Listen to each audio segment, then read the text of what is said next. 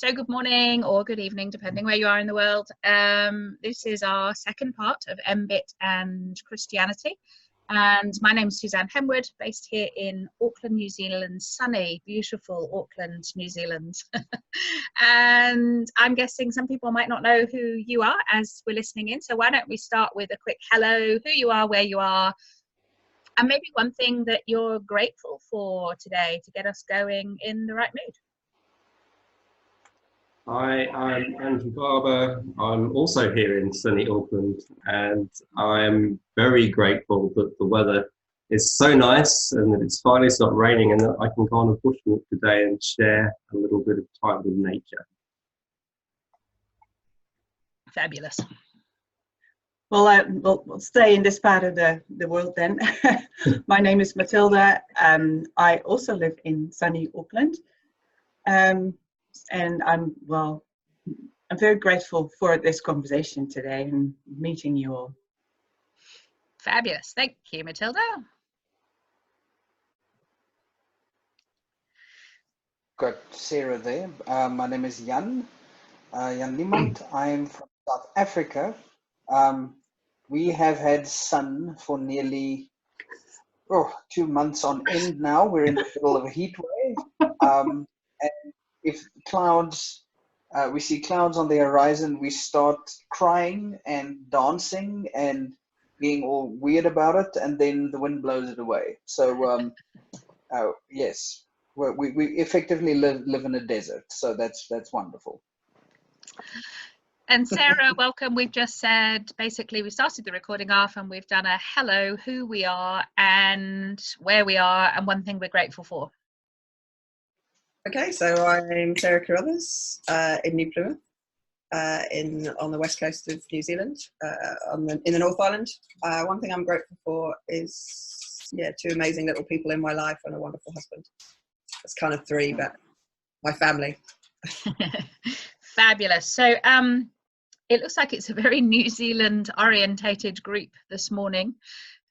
So we might get some New Zealand bias coming in, although we're not all from, in fact, none of us are originally from New Zealand. So maybe not, maybe it will be more global than we're giving it credit for. So we had a great conversation last time and we kind of filled the time and then decided that we'd have another call and we'd start off with looking at whether anyone has objected to mBrain in any way or whether there's been any obstacles. Good morning, Carl. So we were looking at whether anyone had an issue with that kind of weaving complementarity nature of mBIT and Christianity. And rather than make the call much longer last time, we said we'd have another call. And as I've been preparing for it, one of the things I thought was, whether or not you're a Christian and an mBIT coach, you may well have Christians coming to you for coaching.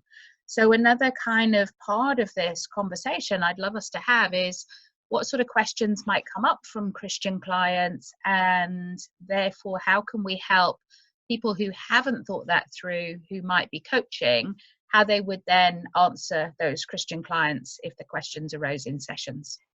So I hope that makes sense. I'm going to straight away hand over to anyone else who wants to dip in and start us off. Have you had any challenges, objections, people asking questions about how does this fit with your faith, or how does it fit with Christianity?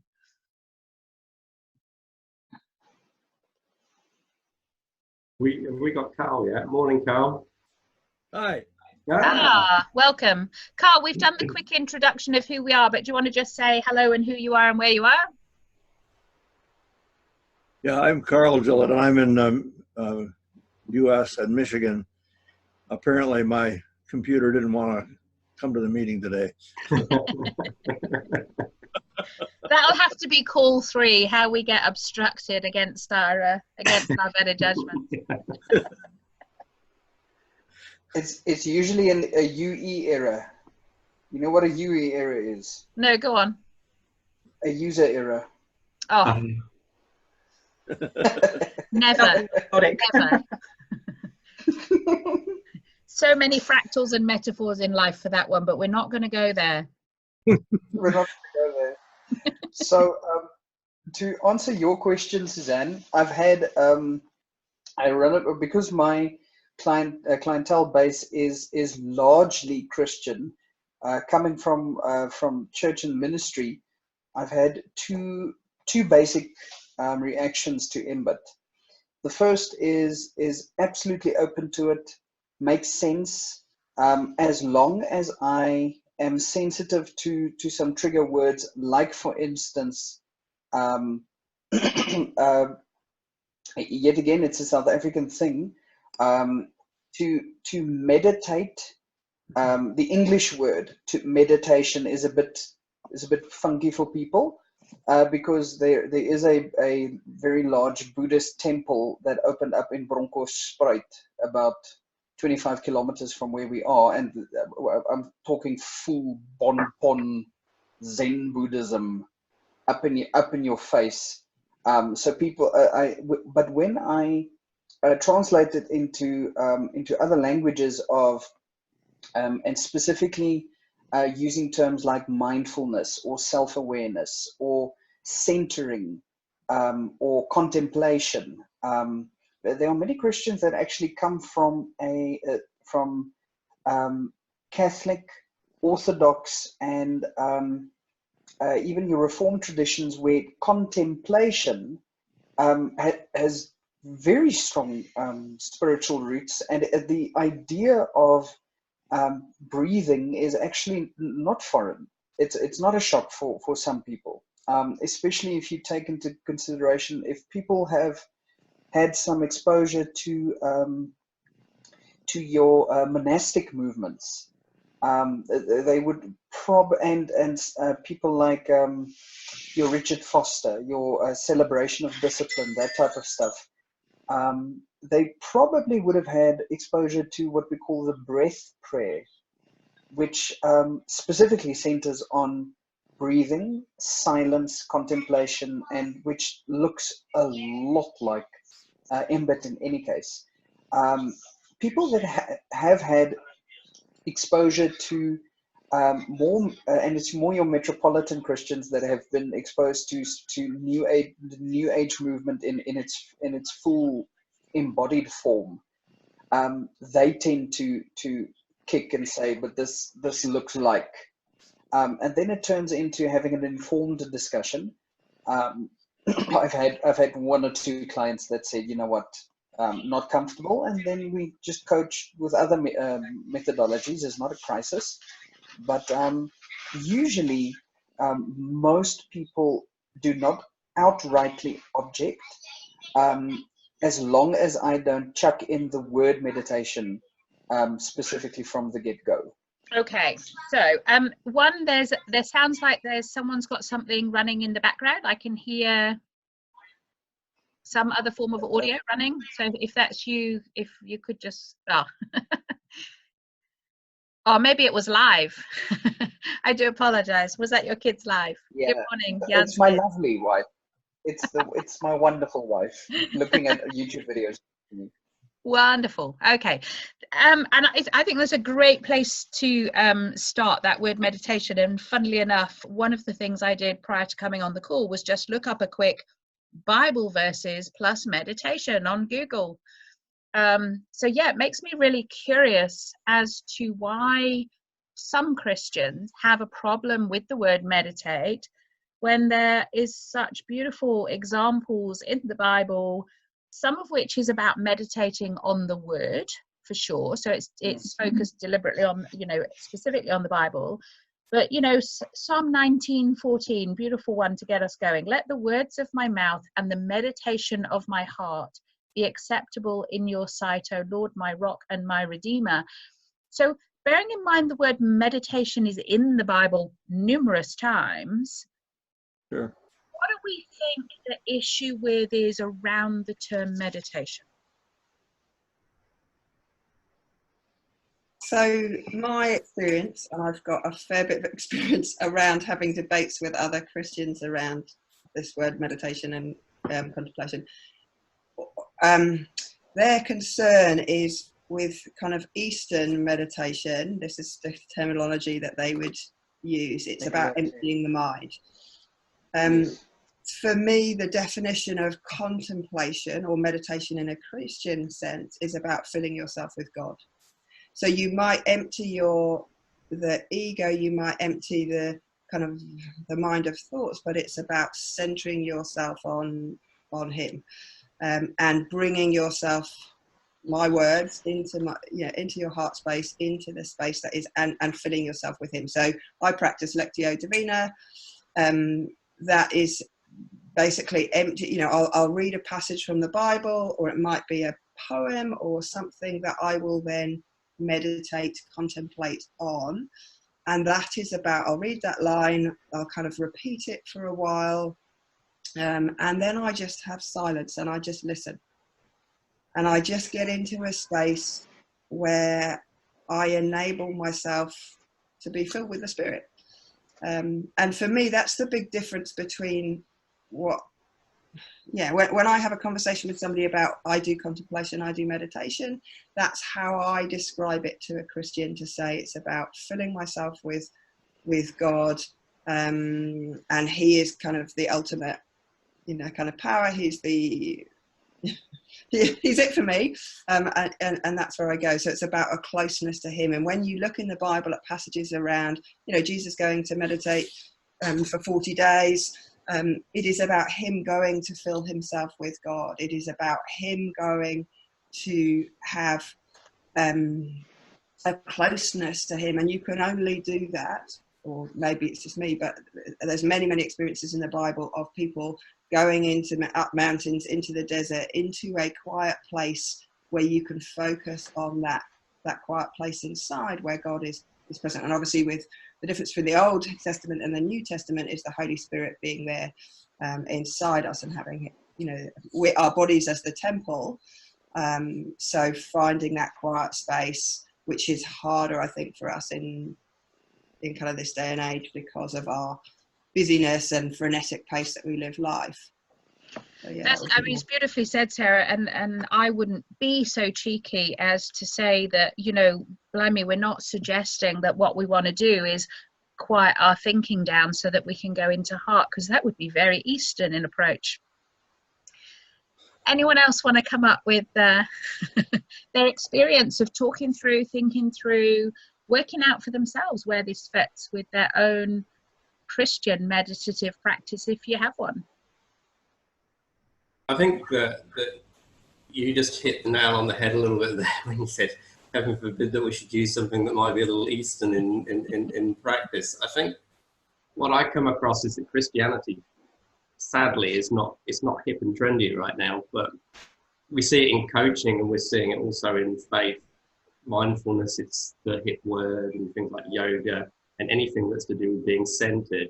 I think it's traditionally always been related in people's minds, maybe because of what we see on television and in popular culture. It's always been related to things like Buddhism and to Eastern faiths. So I think when we start talking about, and Jan said this himself, I think when we start talking about things like being mindful or doing meditation or whatever, although it's actually in the Bible and it's something that can benefit us all, and as Sarah said, it helps us to center ourselves and our body can become the temple. I think the big problem that we face at the moment is moving away from how Christians see it and moving towards people who are either not bothered one way or the other, or are actually atheists. The second you say God, or the second you mention the word Bible or anything like that, they just switch off. You get that little smirk on their face, and oh yeah, he's one of those. And I think that's a problem that we're facing. But how we approach that, I mean, I've been looking forward to this conversation because I don't know the answer. Just I know that there's extremes on both ends, and finding the balance in the middle means understanding both ends and being able to talk to both ends so that you can find that middle point. But I definitely think that right now the issue is we're just not trendy. And when I say we, I mean Christianity is not trendy. In Eastern Europe, if you go to Poland or some places in Vilnius or whatever, they're queuing up to get into churches, but we're not seeing that in the more westernized cultures. maybe in America and places, I guess. Well, my understanding is that for where there is huge growth in numbers is often in the very fundamental Christian traditions, which are probably the very ones who have an issue with the word meditation. Precisely. I mean, again, I think you've made a very good point, and not wanting to pick one out in particular, but obviously the countries I've mentioned are all deeply Catholic countries. So Catholicism is certainly an area where if you do anything that's even slightly deviated, and I've seen this on a day-to-day basis, you get accused of being part of a cult. So, yeah, it is something that needs to be considered for sure. Mm. I came to coaching from working for years as a psychotherapist. And one of the fascinating things about a psychotherapy practice, at least in my part of the world, is that people come to psychotherapy fully expecting to talk about sex. But if you talk about money, they get a little defensive. And if you want to talk about spiritual issues, oh, we're not going to go there. Especially, as Suzanne said, for these very fundamentalist people, they think you're messing with their categories, and they didn't come for that. So if, let's say, Christian or not, someone comes to us for mBIT coaching, and they know we're an mBIT coach, but they say, you know, I'm really not sure about this meditation side of it. It's not Christian, it's not right. How would we begin to open up the conversation? How would we objection frame that? What can we do that is honest and authentic, and yet opening up their kind of perspectives, map of the world on that?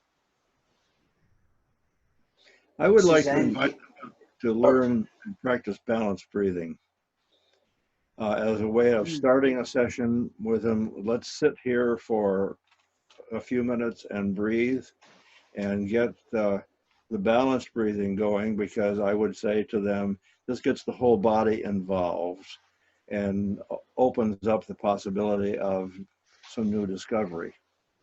Beautiful. And it's quite easy to frame that within a very physiologic way. Yes. Yeah. Yeah, I'd take that even further. I think that's a really good point. And I think that people who want science, give them science. You know, there's a scientific side to meditation. Mm. So it doesn't, you know, if people are saying, oh, meditation, oh, is that a bit hippie, is that a bit out there? It's like, well, look, here's the science behind it. This is the reason we do it. Because, you know, it's like I've said right from the beginning, I think it's like God's been saying, have this, oh, have that, oh, no, we want science, oh, have this, no, we want science. And now we've got mBIT, it's like, have the science. So if they want science, give them science, that's what I say. Yeah, 2 times you've tried to say something. Go ahead. All right. So what I found extremely helpful is being upfront, very honest with clients, to say that what we need to understand is, from a worldview perspective, Eastern meditation is different. That's the structural, philosophical constituents of Eastern meditation is not. It is foreign. It's not the same approach to reality. It's not framing reality in the same way. So if I were your client, sorry to interrupt, and I immediately go, oh, really? So how's it different then? And this is where it then turns into a very interesting discussion for me, where I would say, do you want to discuss philosophy of religion, which is fine, then it doesn't turn into, because some clients really need that. And I give them that.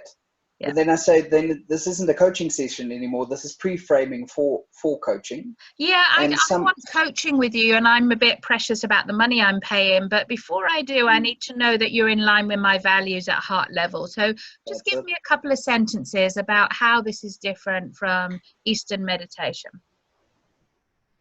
You want me to give it to you? Yeah, now? I'm playing devil's. I'm being a horrible client for you. Oh, okay. No, I've had worse. I've had people accusing me of devilry. So here's the interesting part.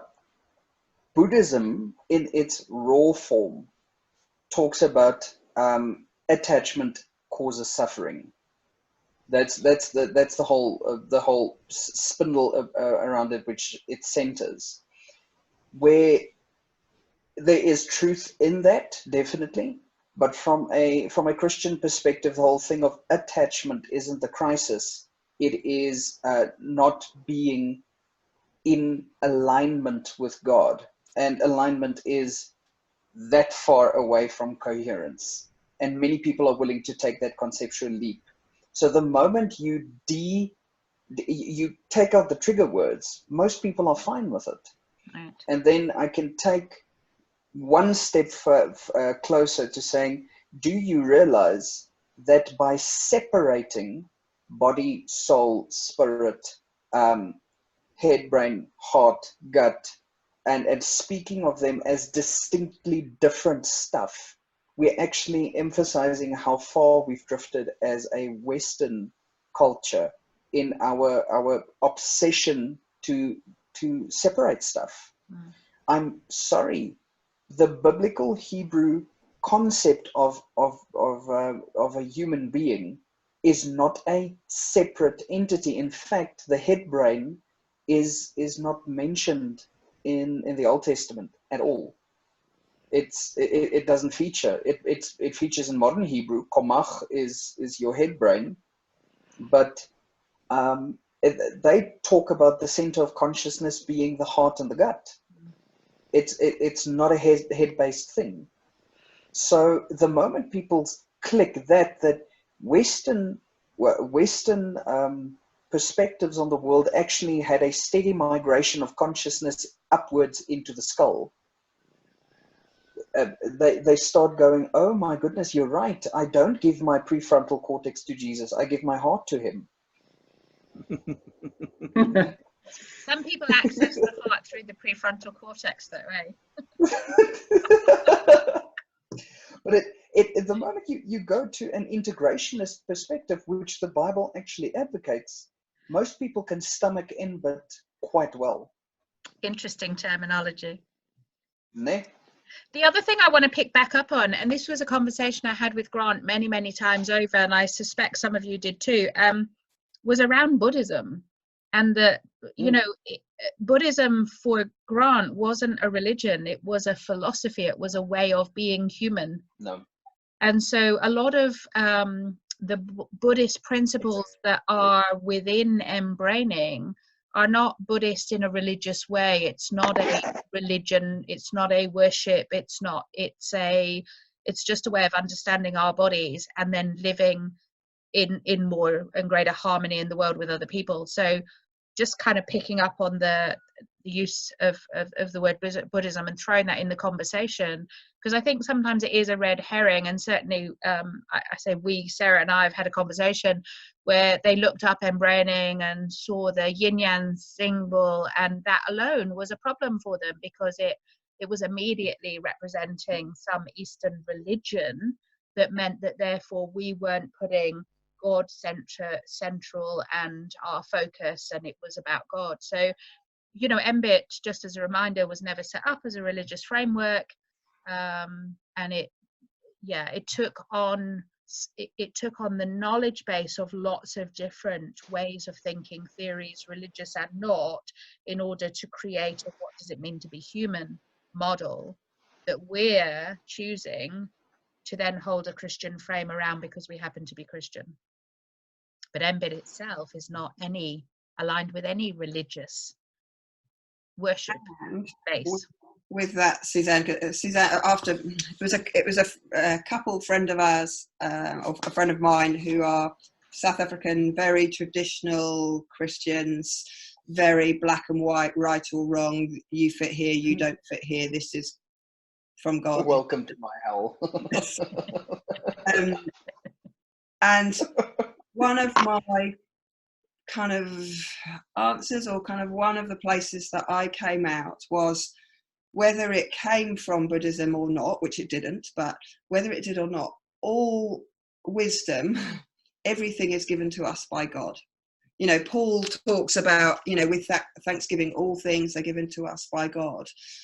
So, you know, I believe if I'm using something prayerfully, if I'm using something with the intention of helping this person and ultimately, you know, helping them towards God, because that's our kind of role here as Christians, then providing I'm not using something that is from the devil, that is, blatantly, obviously, truly away from God's intention. You know, I'm using mBraining in a way that I want the best intention for my client. I'm using it in a way that I'm using it with love, that I'm hoping to take my client out of a place of pain and introduce them to this idea, actually there is a new, wiser, authentic, natural way of being that they already have access to, that God has given them. So, you know, I think for me, framing it in that way is important.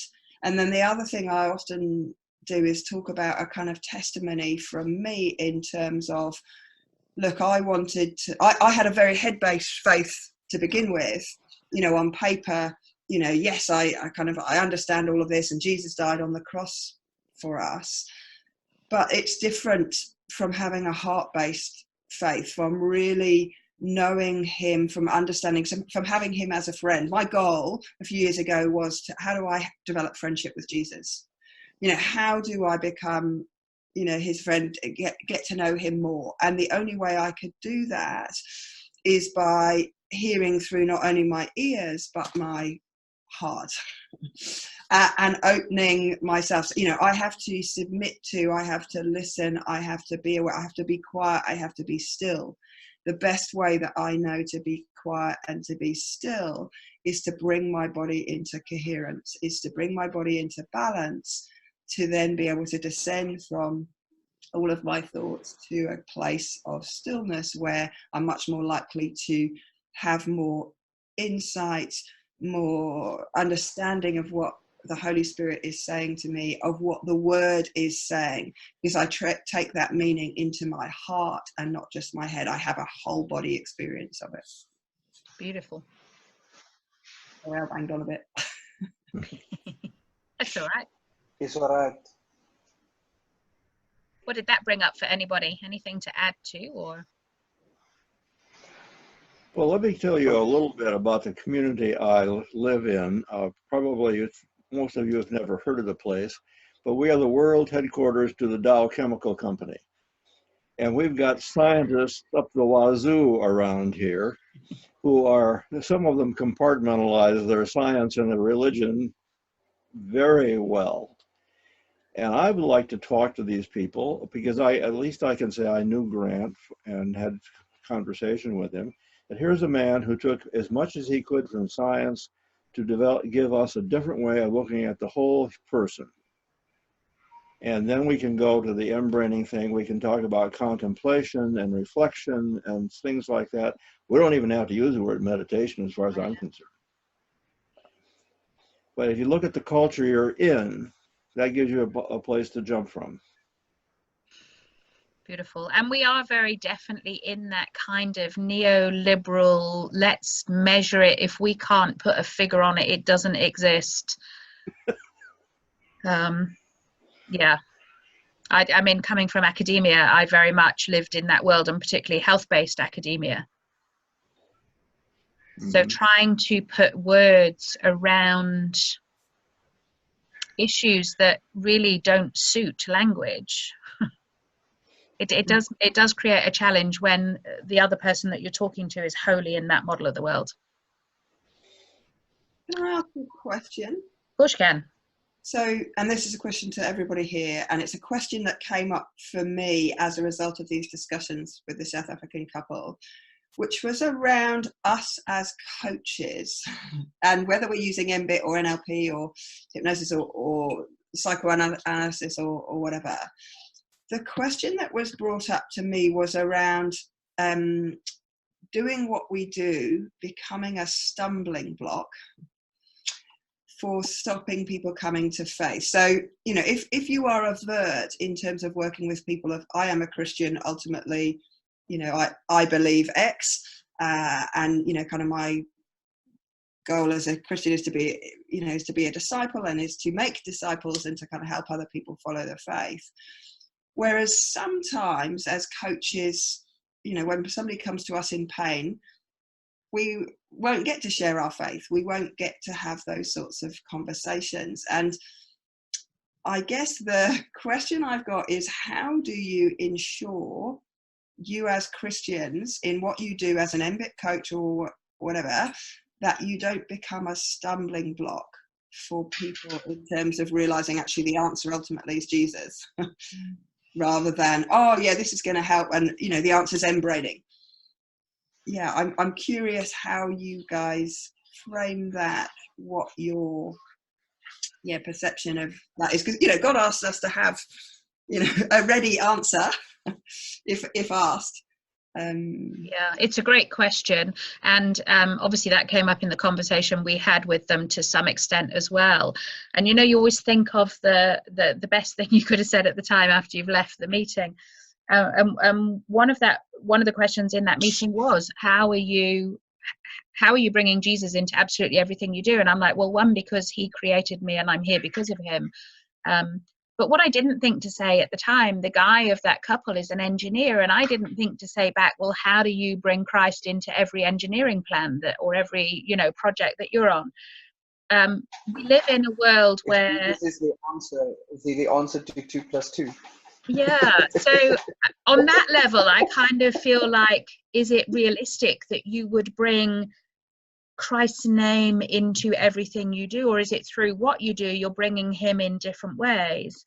But I do think the point about the focus is a good one for us to consider, and certainly one of the biggest challenges I've had was an elder in my church who she just said nothing to me directly, but 2 women came to me, and goodness knows how many more had the conversation, that they had been told to stay away from me because I was unchristian, because I was in personal development. And when I try to go, what must be true for that to be said, and compassionately trying to, I have to confess, I didn't do compassion straight away, but when I got to the point where I could be compassionate about what she was doing, I think the problem she had was exactly what you're saying, is if you are saying to somebody that there's a tool they can use, if you're saying to someone, focus on yourself and your own power, you are taking away that God is at the center, and actually it's through God that you can come to an answer. So I think it's a valid question, and I don't mention God in every client session that I have. I always ask my clients if they have a spiritual faith structure, so that I can use the right language back to them, and so that I can bring that into alignment, because I don't believe you're fully aligned unless that spiritual element is also aligned. But I will sometimes use very ambiguous language if it's someone who says, I don't believe in God, but I believe in the universe. I'll coach to their model of the world. So am I restricting them from finding Christ because I don't say, oh, actually, let's start with the faith question? It's a bit like, if somebody's hungry, don't try and preach to them, give them bread first. So if someone's broken, and I don't believe anyone's broken, but if someone's not resourceful, let's get them to be resourceful first, feed them. And then from that place, they'll be more able to come to God. And I can sometimes see it totally the other way. If I was working with someone who had a faith, or had a faith, and was distant from God, I would want to absolutely pray with their permission, pray with them first, bring God into showing us what needs to be worked on, bringing in God's healing, whatever. So I do it both ways. But yeah, I'm not sure I've got an answer, but I've certainly faced that similar sort of challenge from people, right to the point of people thinking I'm not Christian because I am, in their line of thinking, a personal development coach. Yeah, interesting. So, Sarah, we actually addressed this with a group of theology students the other day, where it was concerning apologetics, specifically how do we converse with people from other faith structures. And I have 1 Peter 3 verse 15 as my frame, which I use there. But in your hearts, revere Christ as Lord. Always be prepared to give an answer to everyone who asks you to give the reason for the hope that you have. But do this with gentleness and respect, keeping a clear conscience so that those who slander you may be put to shame by your good works in Christ. So there's a dynamic there of where Peter actually picked up that at some point we have to realize that for society to function, we can't have loose cannon evangelism all the time. It doesn't work like that. And quite frankly, our church had to develop a model for doctors, nurses, engineers who are saying, so what do we do with this message? I can't. I mean, one of my friends works in a psychiatry ward in Tembisa. Guys, he sees very challenging stuff. And quite frankly, he says, Jan, 70% of the time, I'm a psychiatrist. I inject someone with a substance which was developed by modern medicine to calm him down, to prevent him from talking to the snake, which, that he thinks is his pet. And then there are instances where I'm led, where people ask and people inquire.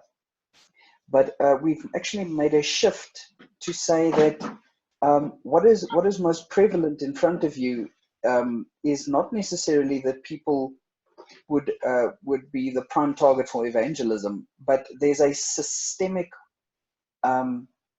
disalignment. There's a problem in terms of pain. There's a problem in terms of I'm unable to function, like Suzanne said, resourcefully. And what would be the best approach here and now?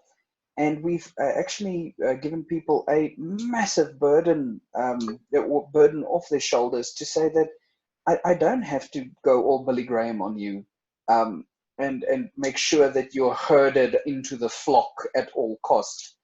There are ministries which do that, and bless them, they can be quite effective. But at some point, people ask the question of how, and the how is live a life that is attractive, and and mBIT gives you tools to work with Christians who profess, and even their heart is in the best of places, but they're struggling with anxiety. They're struggling with the inability to align properly, to get motivated. There's nothing wrong with faith there. It's a coaching question. And I can't help but wonder, Sarah, if that couple actually had a bit of a fear-mongering behind them. I can't help but wonder if there was a 1 Thessalonians 4, which says, be careful because the Spirit warns that in the last days, people with demon doctrines will come and whittle people away, with having their conscience seared with a hot iron. So a lot of the time, this kickback is driven by fear of, I don't want to be duped and miss my ticket to heaven, kind of thing. You could be incredibly accurate there. So some of the other challenges we had was, that the devil will come doing good works, and that just because someone is doing good in the world actually is a sign that they might be the devil unless Jesus's name is in it.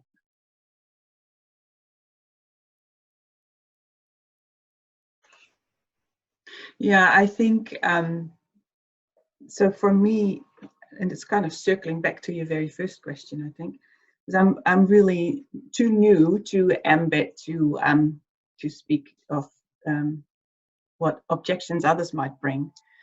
But I sat in the course only a month ago. It's very new to me. So, but I was guided. I must admit, I was guided. Thinking about that, what you just mentioned, Suzanne, I think that was sort of subconsciously on my mind and filtering through everything I listened to. And I didn't realize until I drove home at the last day and I could let go of that, that some things were able to kind of sink in. However, having said that, to me, Jesus has always been a very close friend from when I was quite little. And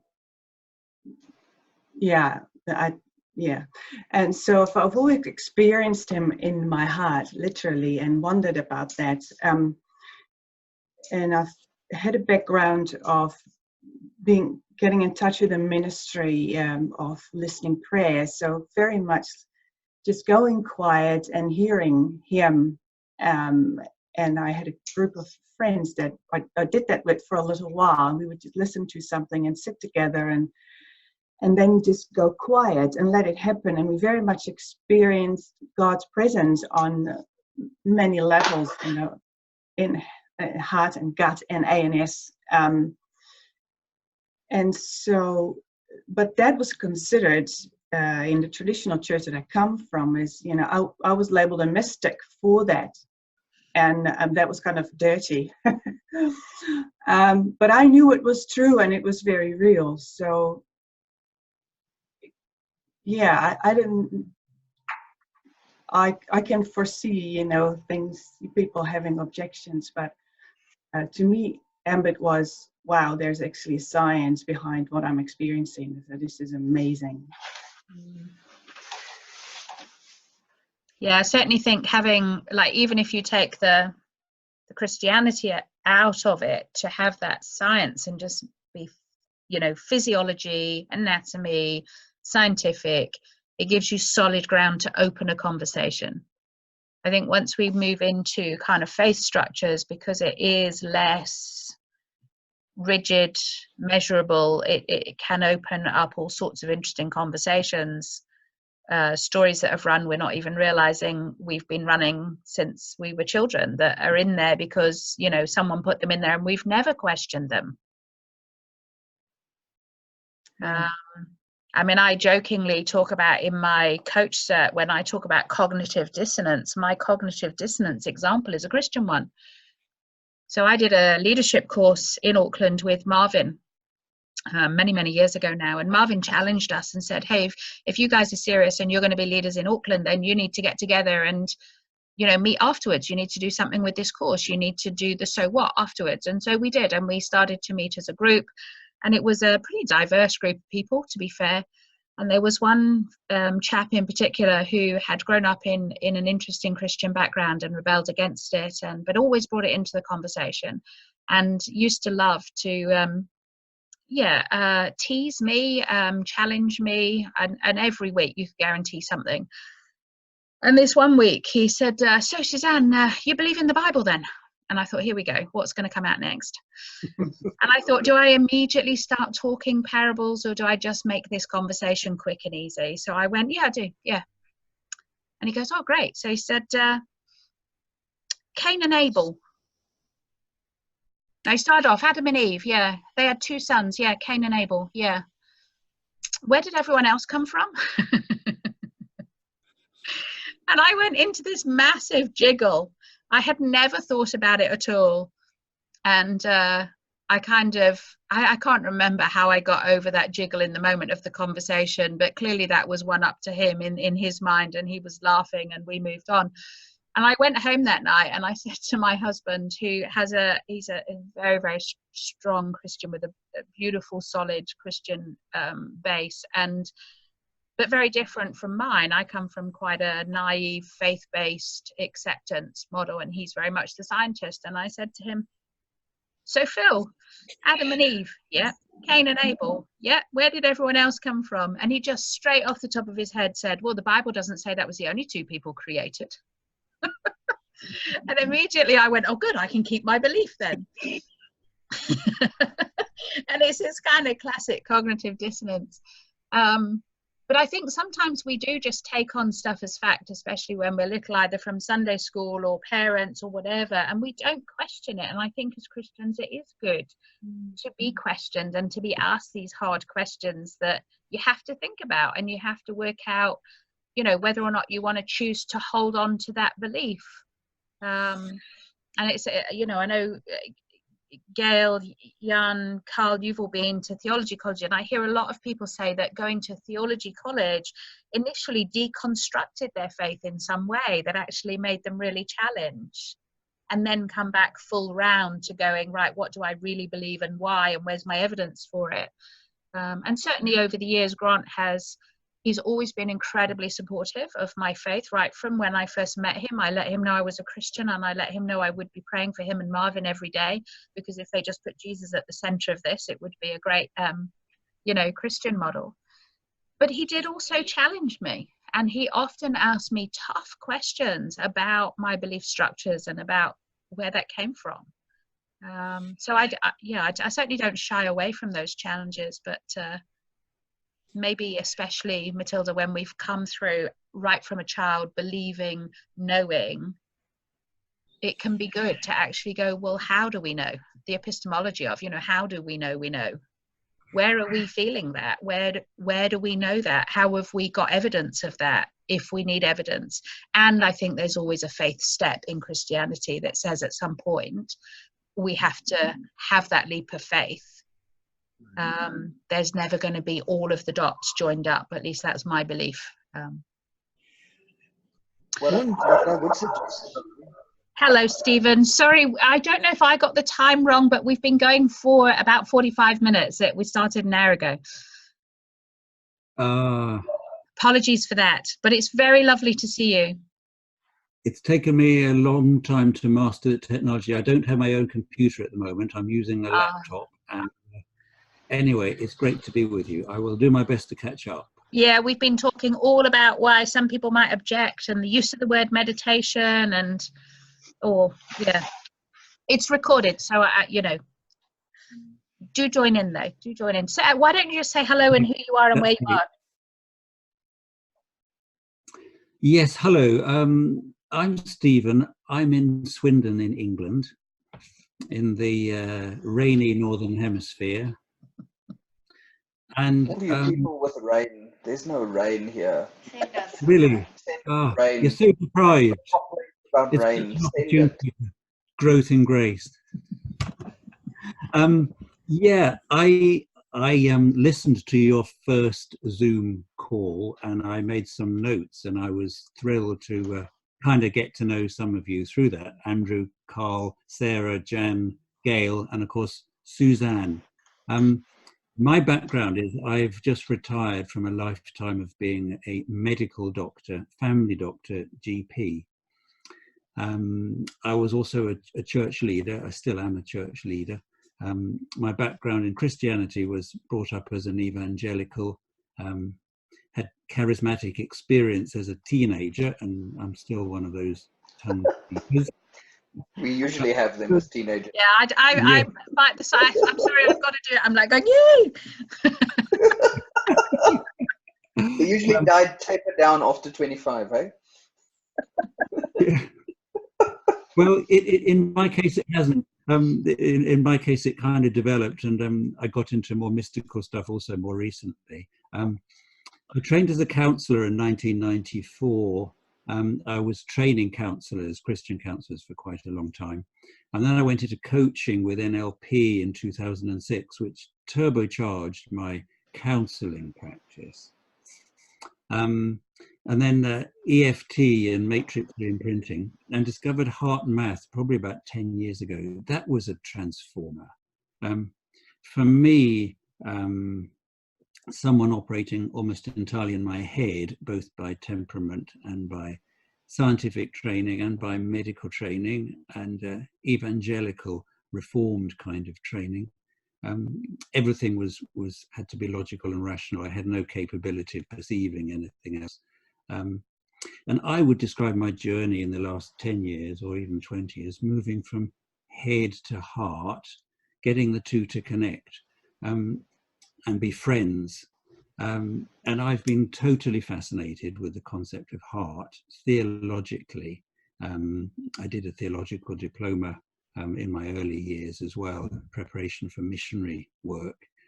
And looking at the connections, I sense my calling from God is to teach God's people about the heart, how the spiritual and the physical, the emotional and the energetic are all intimately linked. I reached mBraining 2 years ago. It was my first project after I retired. That was just wonderful also. Made friends with my gut as well. I'm utterly fascinated by parallels between chakras, between the Hebrew Sephirot, between the spirit as described in the Bible, parallels between heart and spirit. I've done a lot of study of most of the 1,000 references to the heart in the scriptures. And I give talks about this to churches and health practitioners and so on. And I'm really excited. My plan next year is to move up to the second level of the mBraining with a master and possibly a trainer as well, and to meet all sorts of lovely people on the same journey and learn and share. There's just so much to explore. It's really exciting. Welcome. Thank you. So failing miserably in multitasking, I've now forgotten where the conversation was, other than that I then jumped in and told my cognitive dissonance story. So I can't even remember who started the thread. Where are we at? Suzanne, Where we know. I actually wanted to comment on this. One of the biggest challenges that when we work with theological students specifically is that whole thing of deconstruct your own belief structure, be willing to go there, because otherwise you end up with a brittle faith system. And brittle faith systems are unattractive. They make it, that actually, Sarah, in my opinion, that can become the stumbling block for people to engage. It makes it very difficult to work with you. It's like hugging a prickly pear. It's fun on the inside, but getting there is quite tough.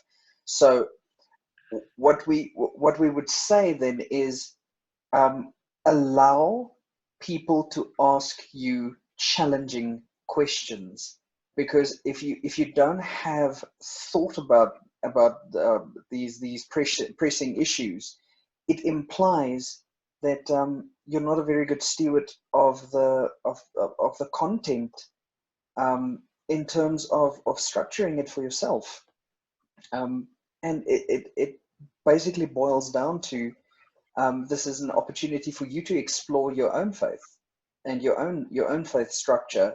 It's a whole apologetics thing. If you want to talk to the other side, at least what you're talking about on your side, where everybody likes you. It is. I mean, I'm sitting here feeling a little guilty. I know guilt's optional, but a little guilty that we may have portrayed these people in a less than beautiful way. They are lovely, lovely people. They are so heart-driven in one respect that you can feel it. They are absolutely coming from good intention and from their perspective of God loving us to challenge us to love us. So I wouldn't want to put out anything other than that through it. Where do they stay? Do they perchance stay in Pretoria? No, they're in New Zealand. In New Zealand now, yeah. Ah, okay. Yeah. Yeah, and they're only representative of, that was a conversation with them. It's not really about them. It's about that there will be Christians with very, very different viewpoints. And, we're kind of talking as if we're right. It's taken me a lifetime to abandon the notion that I need to be right. When I grew up, I was a champion of orthodoxy, and my mission in life was to be right and to tell people what was right. When I studied the book of Proverbs, I discovered that the hallmark of wisdom is someone who's willing to acknowledge that he's wrong. Yeah. willing to accept instruction and correction. I found that very helpful. Studying NLP also helped me to realize there are so many more perspectives that are possible. And when you deal with people who are willing to look at multiple perspectives, you've got a great tool. If they only look at one perspective, then I guess there's ways of helping them to see that there could be other perspectives. But sometimes the whole notion of merit and character and virtue is tied up with having the right view, and any other view must be wrong. And with such people, you can smile and find something to agree on, but just realize that you're not going to make progress with them. Yeah, I think with that, Stephen, you've got the Franciscan view, the kind of Richard Rohr view in terms of the sacred and the profane, and where you have that dualistic right and wrong, black and white, versus much more of my belief, which is around actually there is no differentiation between the sacred and profane. Everything is God. And where I've, it's interesting with this couple, where I've come out is the idea that, first of all, if I'm creating a stumbling block, God's going to reveal that. He's not going to remain silent. He's going to tell me very clearly that you are a stumbling block for it in whatever way. So and the other piece is just kind of asking them to trust me, to pray for me, and to kind of have faith that I'm working on the edge. I'm not working with Christians who've got this very formed view as to how the world is. I'm working with people who aren't Christians, or people who are not even interested in understanding more about God. So asking them to say, look, if I'm working on the edge, can you pray for me? Can you help me ensure that I am kind of doing God's work in those risky places? Seems to be a kind of way that I've come out with them, and they're very accepting of that, and loving of that, because it fits into their their perspective, and it's helped me to to kind of rationalize it. And I was really pleased that they gave us that challenge. They wrote us a full letter, and it really made me look at what was going on. And that 1 Peter 3 verse that Jan you kind of mentioned, it made me think, well, what is my answer? What is my kind of feedback when somebody asks me, which I think is so important. I'm sorry I missed all that earlier conversation. What was their essential criticism or challenge or problem? There were a few. But have we you ever had a theological debate with a South African? Have you ever? The first one that we kind of talked about was this idea that on the mBranding website is a yin and yang symbol. This idea that that it's from a Buddhist origin, and therefore we need to stay away from it because it's not got Christ's name on it. And then there were a few other bits and pieces along the way. And I asked a question around how do we ensure that we're not stumbling blocks for others in terms of that journey as coaches. Yes.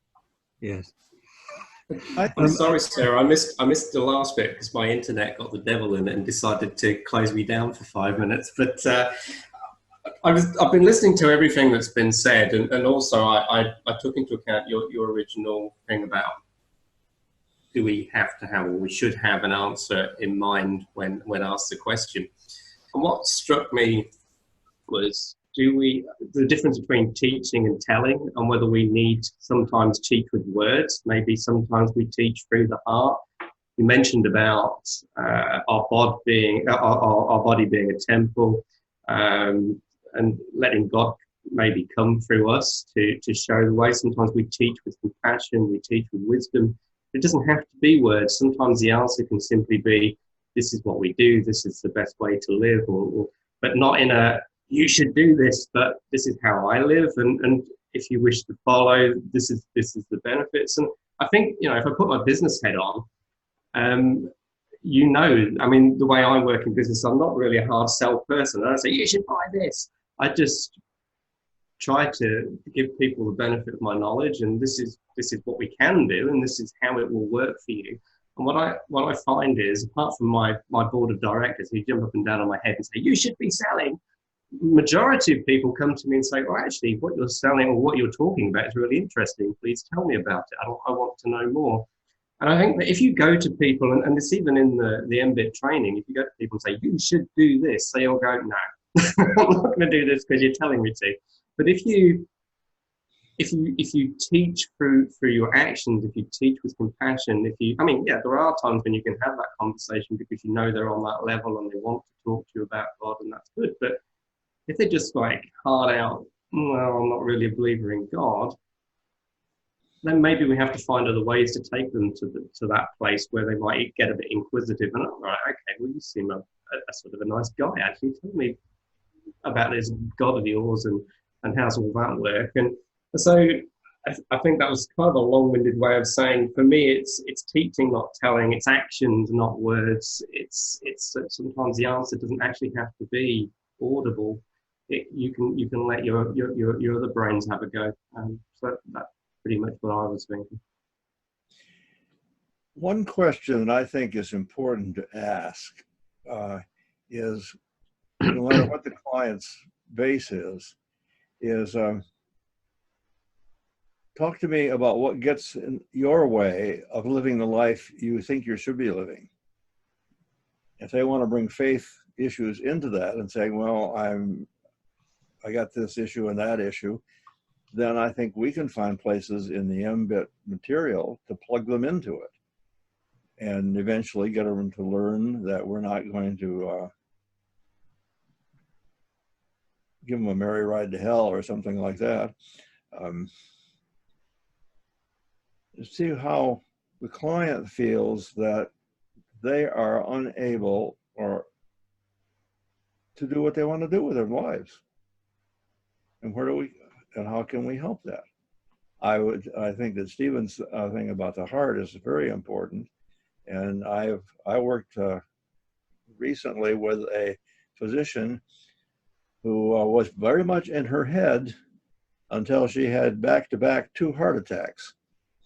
And things changed a lot for her. But we got into the discussion of how are you not able to do what you want?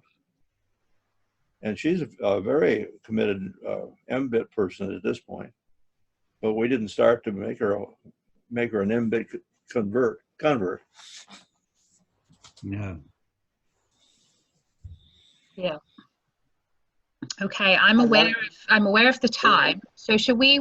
I'm reluctant to stop the conversation and go. We may have to have a call 3.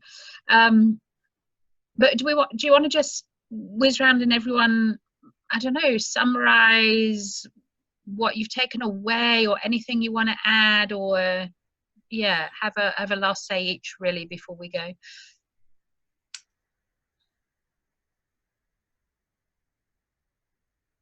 No, everyone's gone quiet now. I've interrupted. that was a brilliant example of breaking rapport. That was like a train through everything. Thank you, Suzanne. One of the beautiful things, and I take it from Sarah, is when you do fringe work, you know, where the lines are blurry, where things are getting a bit grey, is I think the best attitude to adopt is, and Stephen also touched on it, is humility. Is going, yeah. Some of the stuff is also weird for me, and it's new, and I don't know where to. Not everything has hooks. I can't hang everything on the wall quite neatly. So please pray for me. I'm not going here because it's an act of rebellion and all these wonderful things that we can get accused of. I'm going there because, quite frankly, it made sense, and I felt led. It made sense to take the step. And humility is a very safe space, in my opinion, to tackle fringe work like this. Nice, I like that. I'm curious. Yeah. Oh, go on. Oh, and for me, the sense of being on a journey and progressing from one stage of knowledge and experience to another. In a sense, people can't complain about that. I don't present myself as an expert. Some of my most profound spiritual experiences happened during NLP training in a secular culture, where the Lord was ministering to my heart, and the trainer was saying I could feel the heat coming off you from several yards away. And then I testify and say, I've just had an experience with, feeling Jesus' love, and they accept that. I think if we're relaxed about things and genuine, people respond to that, and opens up all sorts of doors. I find the heart is such a doorway, because everybody's got a heart. Everybody's got an instinctive sense that there's something important about their heart, and this is what I build on and appeal to. And I present my own story of brokenness in my heart, which I haven't had time to talk about, and the way the Lord's been healing that too. So great journey, yes, and lovely to meet you all today. Beautiful. Definitely got to have a call 3. Who's next? I'm quite curious around actually something you said, Stephen, around, the spiritual, physical, emotional, energetic are all linked. And then you talked about the chakras, which obviously I've kind of had a look at, but the Hebrew Sephirah, which I thought I don't know anything about. So I've got I'm going to go and do it a bit of research. And 1,000 references to the heart in the Bible. It's made me think, yeah, that would be a good piece of research. There's a good book comparing by someone called Caroline Mace, MYSS, called Anatomy of the Spirit.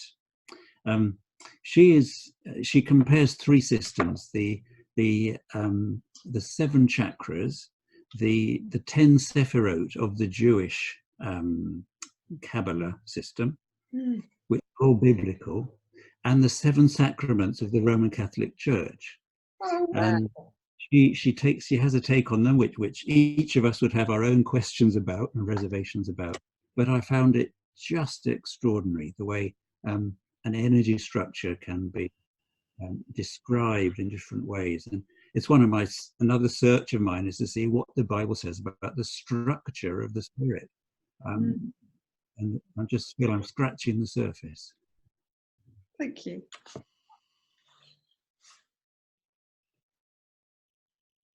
Andrew, Carl, anything you want to finish up on? I've got a whole page full of Google searches, Sarah. So what I've taken away from that is more questions than answers. So I think my biggest takeaway is please can we have a call 3? That's about it, really. You've probably seen me scribbling down the whole time. So. Absolutely, we can more questions than I started with. Yeah, no, we can absolutely have a call 3.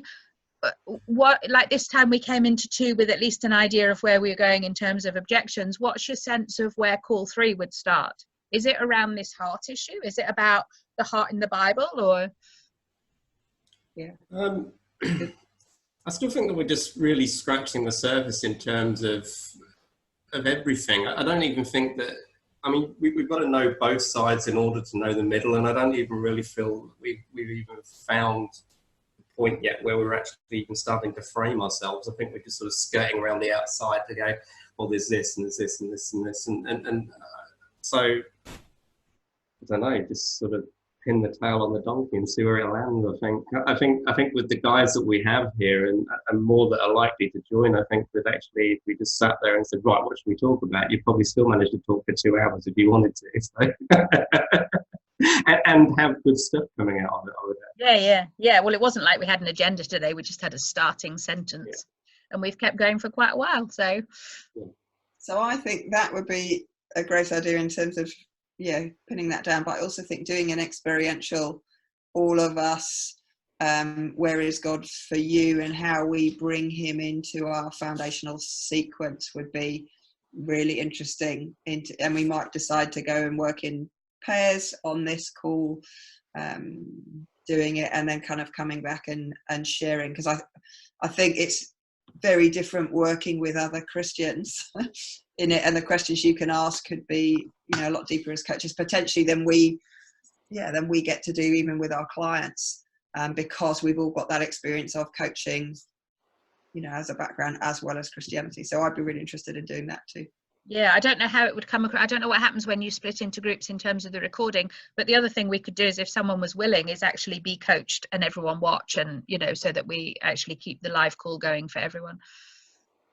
Because other people will listen in who haven't been part of it. So yeah, I'm just not quite sure how the little breakout groups work when you're recording. They don't get recorded. They do. No, they don't. They don't. No. So yeah. whoever stays in the main room gets recorded. So Right. if there's one pair that stays there, but if you go into breakout groups, So it might be worth considering, you know, have a think about maybe next time there will be a question of, right, who would like to be coached on something and who would like to coach, and we'll actually do that and use it as a good learning tool for everyone, whether you're on the call or not. Good. I was at a gut health event last night, and do you want to be the demo? And loads of people put their hand up knowing they were going to go to the front of the room to talk about their poo. You were right up there, were you? No. Much can be learned about the poo. Yeah. A happy poo, a happy you was the tagline last night, but there we go. It is true. There is the small mercies of life is a happy bowel movement. On that note, Carl, you got anything you want to add before we go? The only thing I want to say is that we got to do this again. And keep it going. Yeah, fabulous. Okay, so a couple of things before we go. One is... Sorry, say again. Stephen, I didn't catch that. I'll try and join on time now. Oh, yeah, I'll try and get the times right I as well. should try and join on time. So before we go, in the light of my deep and theologic prophetic gifting that I clearly have, someone's going to be a doctor possibly by the time we next meet. And Jan, I just want to say in advance, knowing that you're going to get awarded that PhD, a friggin' enormous congratulations for getting your thesis in. And next time we'll hopefully see your name as Dr. Jan Niemand. That would be awesome. Let us know, and that's a major celebration. And the other thing, I just looked up a blessing to leave to kind of end the call with, and I found this one that just seemed wholly appropriate. May God the Father prepare your journey. Jesus the Son guide your footsteps. The Spirit of life strengthen your body. The Three-in-One watch over you on every road that you may follow. And I thought with the comment about the journey, it was just appropriate for where we are today. So a huge thank you for coming on the call, being open, being willing to be humble and vulnerable and not knowing. And I love the fact that we're talking about mBIT and Christianity, and let's keep the call going. So until next time, God bless you, and we'll see you and put the dates out soon. Bless you too.